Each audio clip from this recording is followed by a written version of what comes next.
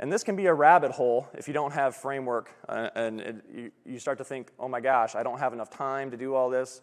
But in the context of the system, what we try to do is bucket people. We say, okay, everybody falls on a spectrum on a lot of different categories. So force velocity curve, femoral driven, hip driven, super lax, really tight, violent delivery. They all fall on a spectrum. Example, really lax guy, super mobile, floppy, cooked spaghetti noodle. Telling him to go stretch an already super unstable joint, probably not going to be a very efficient use of his time, but if it's because it's what we do, and we go, hey, everybody go stretch, it's probably not the best case scenario, where in reality, hey, maybe I should give that guy some more stability work pre-throw. So that's just an easy example, individualize, don't generalize. I like this picture. This is part of our pre-assessment test. It's called a Baton test, where it tests general laxity. I like this picture because these are actually brothers. They're about 1.5 years apart, which is about as close as you can get in terms of outside of being identical twins.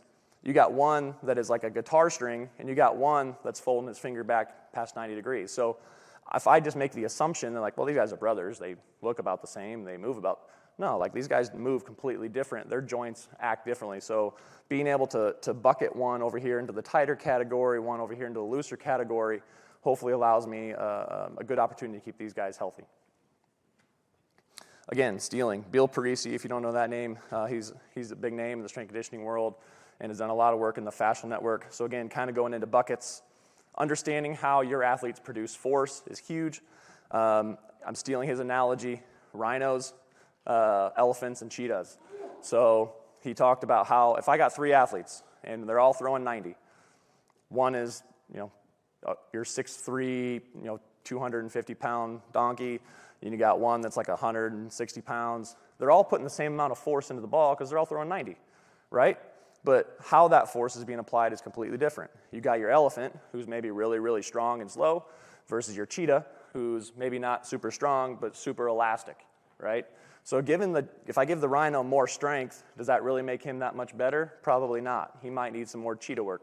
If I give the cheetah a whole lot more cheetah work, I don't know how much better he makes it. Maybe he's strength deficient. So trying to understand where your athlete's in a bucket really kind of helps, being able to categorize your pre-work, your post-work, your weight room work especially is where that slide probably drops in.